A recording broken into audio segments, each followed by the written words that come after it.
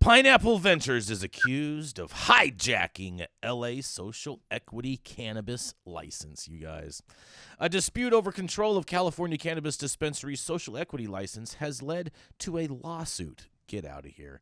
Pineapple Express Incorporated and its owner Joshua Eisenberg accused former executive Vincent, I'm going to murder this last name, Mendezia, of orchestrating a covert operation to seize the license designed to promote fair industry participation.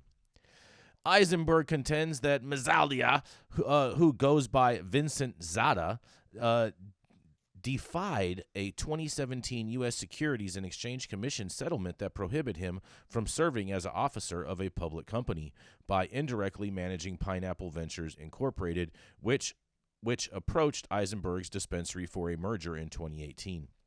According to the amended complaint filed on Friday after the merger, Eisenberg, who holds a majority stake in Pineapple Express, alleged that Zadia exploited Eisenberg's eligibility for a social equity license in Los Angeles and made moves to seize control over it for Pineapple Ventures, which wasn't qualified for the license itself. The suit claims that Zadia forced Eisenberg into a management agreement under duress, violating Los Angeles Cannabis Social Equity Program rules, and accuses Pineapple Ventures of enacting a predatory lease to extract undue profits. It also alleges the doubling lease payments by involving another entity, Pineapple Consolidated, which was purportedly overseen by the same operators.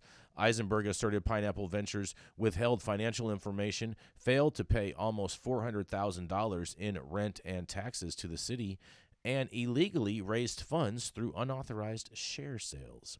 He also alleged physical assault by security personnel when attempting to reclaim control of the dispensary, and according to the filings, Eisenberg arranged to change how the dispensary was managed and wanted to keep using Code 4 as his security team during his change.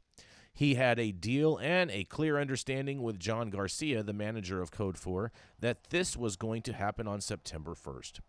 However, when Eisenberg and his colleagues, a Pineapple Express board member, Jenny Dills, showed up at the dispensary on the day to start the transition, a security guard told them to leave. Eisenberg was told that Code 4 was sticking with their contract with Pineapple Ventures because Zadia and Ortega had threatened to sue the security company. The complaint noted soon thereafter a large team of Code 4 security personnel, along with Zadia and Jaime Ortega, broke down the office door where Eisenberg and Dills had been violently and physically. Wait a second, hold on. Dills had been and violently and physically grabbed Eisenberg, causing him to suffer extreme pain, and began removing him from the office. Dills was shocked and frightened at what she saw, at what she had witnessed, and followed the men outside. Eisenberg was carried outside and slammed to the ground by Code 4 security personnel at the instructions of Zadia and Jaime Ortega.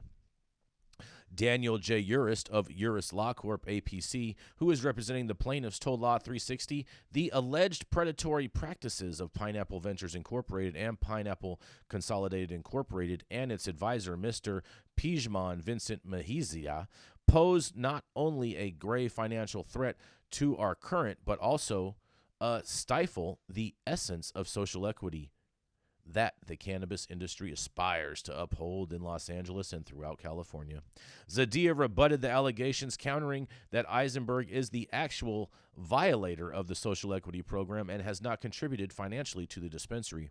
Eisenberg never spent a dollar on the dispensary in question and also was the only person generating any income from it operating, Zadia said to Law 360. He also says he is likely the greediest and least self-aware person I have ever came across, he says.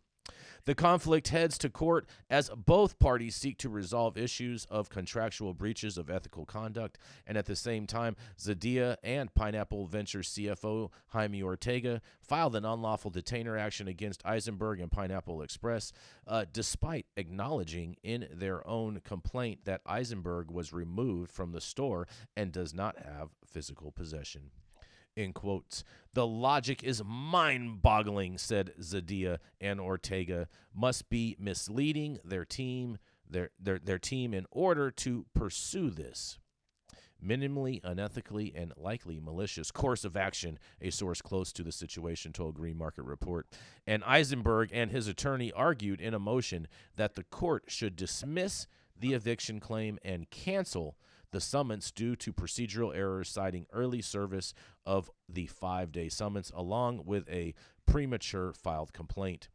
The new lawsuit filed against Zedea follows a separate claim which Green Market Report covered in April, alleging that Zedea lured an investor to put up to $290,000 in Pineapple Ventures with promises of $5,000 in monthly dividends, promises that reportedly were not kept. And that case was dismissed with prejudice back in August.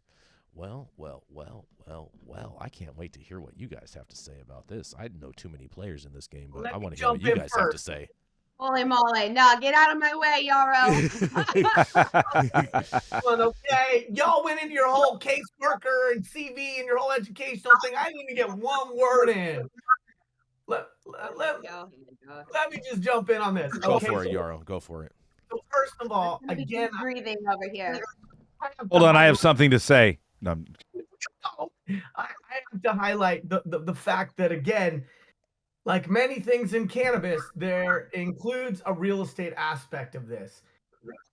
I know Josh. I talked to Josh before this hit the headlines. I had a brief little email with his attorney. So I'm biased because I know one party and not the other. But I will say this about that with the wiffle ball bat, which is if you have been banned from being in a leadership position through securities issues in the past, that tends to mean you're not a really great person with high ethical moral compass, right? And then secondarily, if you try to evict somebody from a property where they no longer have a possessory right, that is the world's dumbest shit in the world. You can't evict somebody who's no longer in a property. So those two things alone make me really sort of lean towards Josh's perspective on this. The other thing that's really just distasteful to me is when that guy said, well, he didn't put a dime into this, which completely undermines the intellectual capital, the sweat equity, the other ways in which business partners can bring value to a venture.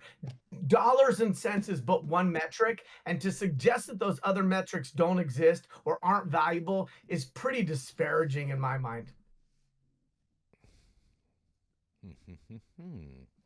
All right, what do you have, Mandy? Okay. I have several questions. Number one, first of all, isn't Sean Priest CEO? That's the same Pineapple Express in Hollywood. Yes. To my understanding, I would say yes. Yeah. I'm surprised he didn't comment here that he wasn't mentioned at all in here, because it seems to me like he would be the one that could make this make sense. And then under the impression that there were several celebrities that also owned this particular store. Is that accurate? Rico, do you know by chance? I thought, and I am not but I thought that maybe, and don't quote me on this, okay, because I could be very wrong, but I thought like Exhibit or somebody like that was a part of this dispensary. I don't know about any of that. True? I don't know about any of that. No. He did some project. He did some projects, some marketing projects with them. He has flour on the shelves. So he got napalm on the shelves. I couldn't hear you, Yara. I don't know what happened. I said with these lawsuits, the only exhibit is Exhibit A and Exhibit B. Oh. That part. Oh man, what do you think about this? This is just really unfortunate all the way around. It's never good to see physical aggression take place in a dispensary. It's supposed to be a peaceful environment. Also really not the best to go and try and take over a store on your own, especially if it's a hostile environment. I've done that. I've done that before. I've gone. I know. Yes. I mean, when you did it, aren't there things that you wish you could go back and have done differently? Yeah, 100%. 100%. Hindsight's always 20/20, Mandy, and it made me much more smarter and be better prepared for the next time that I have to go in and do something like that. It made you stronger, Jason. Yes, right? Exactly. Whatever doesn't kill you only makes you stronger, and people need to toughen up in this world. Yeah, this is just really unfortunate.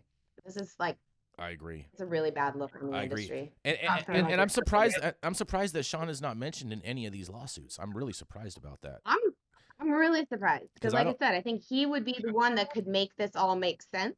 Mm-hmm. And Yeah, would I be, would think so. you know, a credible source to answer to all this. But it said it went down what in 2018. Well, that was no. 2017? That was a separate lawsuit that it referenced at the end. That was a separate lawsuit that Okay. it said that they dismissed with prejudice. Okay, and then also, I mean, depending on how they're structured, Sean could be more of the face guy. He doesn't really have much to do with the business too, so I don't know. I mean, how it sounds to me, it sounds like they're in like 3 different companies, where they have like a private venture side, a real estate side, and Yeah. then the actual operating dispensary side. That's how it sounded like to me from this story. You know what? I That think might be what it is. Then maybe there's a different dynamic there. Mm-hmm. But the whole thing is just really unfortunate. You don't ever want to hear, you know, big issues like this, especially with individuals who have received social equity licenses. This is just really unfortunate. that's how you know nobody making money, man. Everybody's stealing from each other, right? That's right. That's right. Yep.